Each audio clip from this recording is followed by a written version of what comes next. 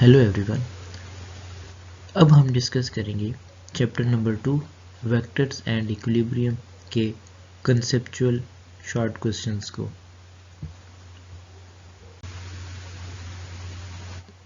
Question number 1 is it possible to add three vectors of equal magnitude but different directions to get a null vector? Illustrate with a diagram। Question ये है जी कि हम तीन vectors हों, equal magnitude हो उनकी, उनको इस तरह से अलाइन करें, इस तरह से इनकी हेड टू टेल ज्वाइनिंग करें कि हमें नल वेक्टर मिल सकता है या नहीं मिल सकता। नल वेक्टर बेसिकली एक आर्बिट्रेरी डायरेक्शन वाला वेक्टर होता है with zero magnitude.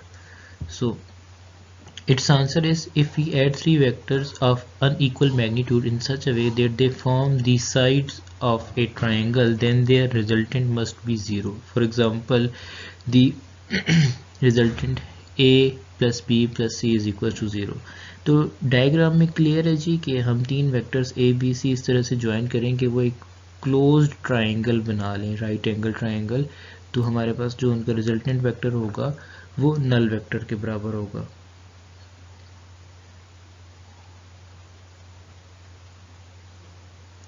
Question number 2 is if the magnitude of three vectors are 2 meter, 3 meter and 5 meter respectively, the directions are at your disposal, can these three vectors be added to yield 0? Illustrate with diagram। Again वही question है जी कि तीन vectors हैं, अब की बारी magnitude different है और वो कह रहे हैं कि the directions are at your disposal, आपकी मर्ज़ी है आप उनको डायरेक्शंस किस तरह से प्रोवाइड करते हैं 2 मीटर, 3 मीटर एंड 5 मीटर को। और फिर वो पूछ रहे हैं can these three vectors be added to yield 0। तो हमने ये देखना है कि क्या हम इन तीन वेक्टर्स को ऐड करें तो हमें आंसर 0 मिलता है या नहीं मिलता। तो answer is if two vectors 2 meter 3 meter are in the direction of positive x-axis and the 5 meter is toward the negative x-axis, then according to head to tail rule their sum is 0। हम 2 metre और 3 metre वाले vectors को positive x axis में रखें तो इनका resultant हमें 5 metre मिलेगा टूवर्ड्स राइट हैंड साइड। और अगर हम 5 मीटर वाले वेक्टर को नेगेटिव एक्स एक्सिस में रखें तो इन दोनों को जब हम ज्वाइन करेंगे तो 5 मीटर और 5 मीटर ये हमें फिर से एक नल वेक्टर प्रोवाइड करेंगे। ठीक है जी, इनकी मैग्नीट्यूड 0 होगी उस वेक्टर की और डायरेक्शन आर्बिट्रेरी होगी।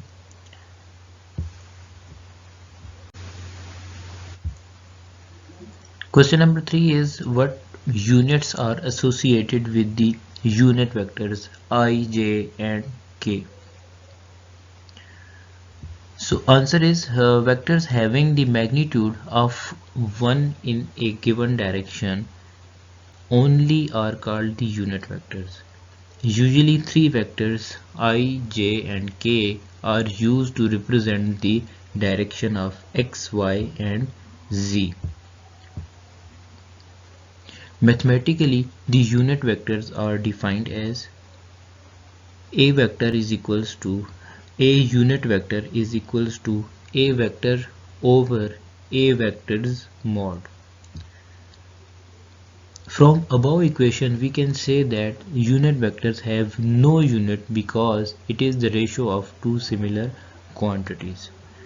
तो क्वेश्चन उन्होंने हमसे ये पूछा है कि व्हाट यूनिट्स आर एसोसिएटेड, तो मेजरिंग यूनिट्स कौन से होंगे इन यूनिट वेक्टर्स के साथ।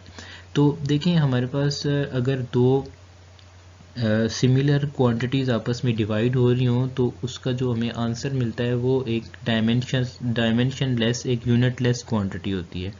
तो यूनिट वेक्टर्स की कोई डायमेंशन नहीं होती, क्यों? क्योंकि वेक्टर खुद ही अपनी मैग्नीट्यूड के साथ डिवाइड हो रहा होता है।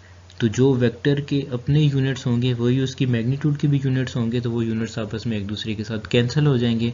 सो there will be no units for the unit vectors.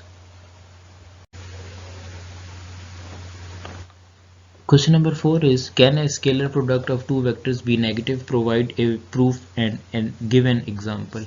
तो पूछा ये जा रहा है जी कि स्केलर प्रोडक्ट दो वेक्टर्स का अगर लिया जाए तो उसका आंसर हमें नेगेटिव मिल सकता है या नहीं मिल सकता, और हमने उसका प्रूफ भी देना है और उसकी एग्जाम्पल भी बतानी है।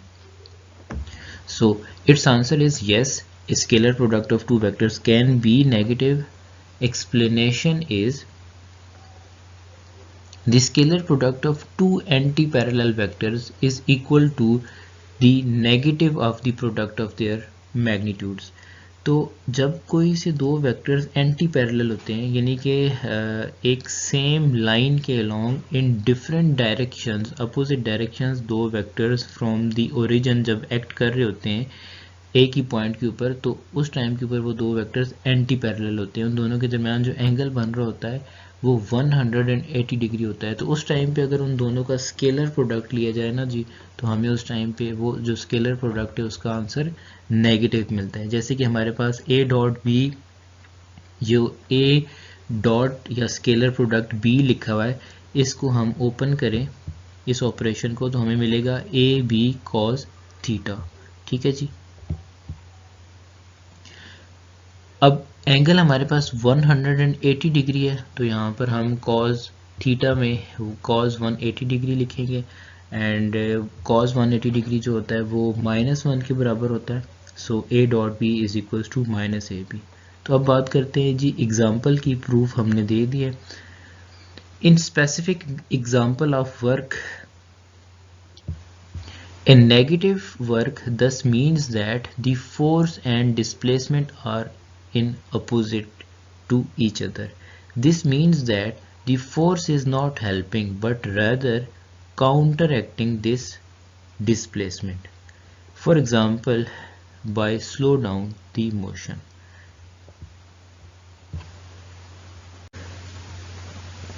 Question number 5. A and B are two non-zero vectors. How can their scalar product be zero and how can their vector product be zero? हमारे पास दो वेक्टर्स है जी A एंड B और दोनों नॉन ज़ीरो हैं। ठीक है, और हमने ये बताना है कि उनका स्केलर प्रोडक्ट कब ज़ीरो होगा और उनका वेक्टर प्रोडक्ट कब ज़ीरो होगा।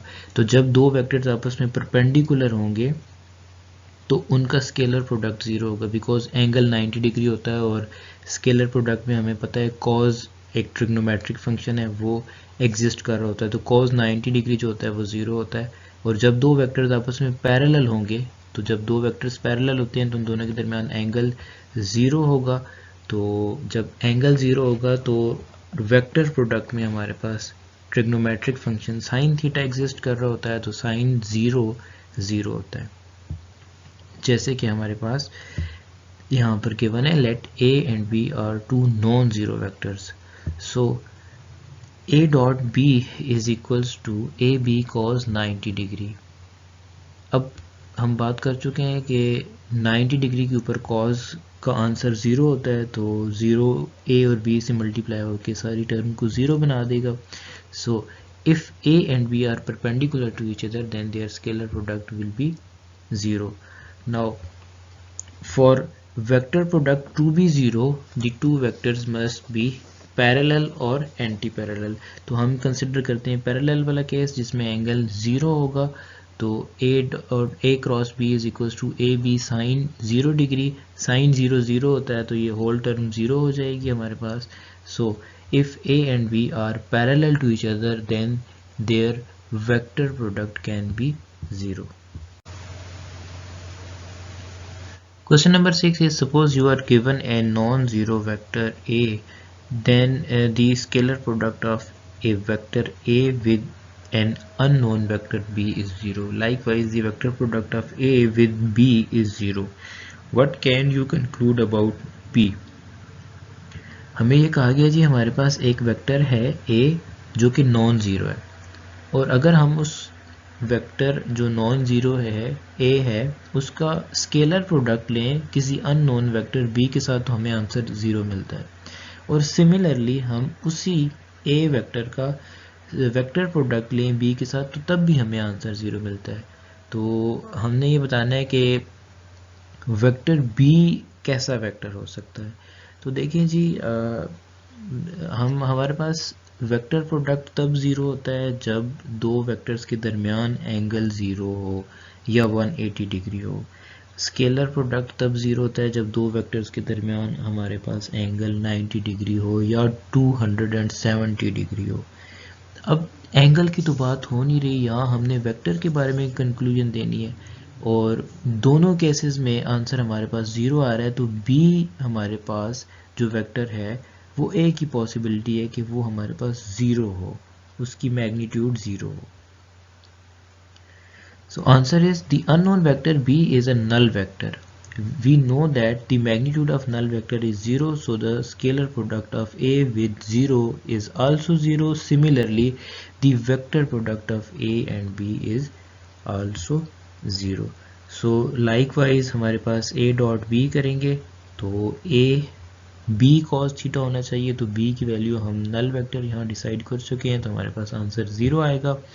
और क्रॉस प्रोडक्ट की बात करें तो cross product of two parallel vectors है a एंड b इज 0. अब दो वेक्टर्स अगर पैरेलल होंगे तो हमारे पास उसका क्रॉस प्रोडक्ट 0 आएगा.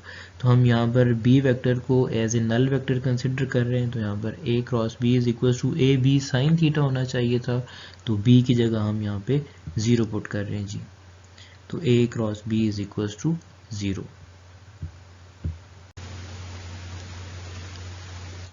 Question number 7. Why a particle experiencing only one force cannot be in equilibrium? सिर्फ एक फोर्स एक्ट करने से पार्टिकल क्यों नहीं इक्विलिब्रियम के ऊपर आ सकता है जी, ये क्वेश्चन है. Its answer is a body cannot be in the state of equilibrium if only a single force acts on it, because we need two or more forces equal in magnitude but opposite in direction to cancel out each other. If a single force is acting on a body, then it will be accelerating. तो जब body के ऊपर एक single force act कर रही होती है तो न्यूटन्स लॉ के अकॉर्डिंग उस बॉडी के अंदर एक्सेलरेशन प्रोड्यूस होती है. ठीक है जी. और एक्सेलरेशन जो होती है वो किसी भी बॉडी को इक्विलिब्रियम के ऊपर नहीं रहने देती. अगर कोई भी बॉडी एक्सेलरेट कर रही है तो it means that particular body is not at all in equilibrium. तो उस फोर्स को जो कि एक्सेलरेट करवा रही है उसको काउंटर बैलेंस करने के लिए हमें उसके बिल्कुल अपोजिट डायरेक्शन में कोई फोर्स अप्लाई करनी पड़ेगी. Hence we need at least two forces to maintain the state of equilibrium. Question number 8 is to open a door that has the handle on the right and the hinges on the left, a torque must be applied. Is the torque clockwise or anti-clockwise when viewed from above? Does your answer depend on whether the door opens toward or away from you? So question is कि हमारे पास एक door है जिसका door handle right side पे है, hinges left side के ऊपर है. अगर हम इसको ऊपर से देखें डोर को ओपन होता हुआ या क्लोज होता हुआ, तो इसके जो टॉर्क प्रोड्यूस होगा वो क्लॉकवाइज होगा या एंटी क्लॉकवाइज होगा. ठीक है जी. जब हम डोर ओपन करेंगे तो उसके अंदर जो टॉर्क प्रोड्यूस होगा फ्रॉम टॉप व्यू हमें क्या लगेगा कि ये क्लॉकवाइज टॉर्क है या एंटी क्लॉकवाइज टॉर्क है. और नेक्स्ट में ये पूछ रहे हैं कि ये क्लॉकवाइज और एंटी क्लॉकवाइज बताने के लिए क्या ये ज़रूरी है कि ये डोर जो है वो आपकी तरफ मूव करे या आपसे अवे मूव करे. तो बिल्कुल ये इसके ऊपर डिपेंड करता है कि जो डोर है वो आपकी तरफ मूव कर रहा है तो टॉप व्यू से ये क्लॉकवाइज डायरेक्शन बनेगी, और अगर ये अवे फ्रॉम यू मूव कर रहा है तो इसकी जो टॉर्क की डायरेक्शन होगी वो एंटी क्लॉकवाइज होगी. The door has the handle on the right and the hinges on the left. Direction of the torque depend upon the door movement. If a person opens the door by pulling it, the torque produced in the door will be clockwise torque. If the person closes the door by pushing it, the torque produced in the door will be counterclockwise torque.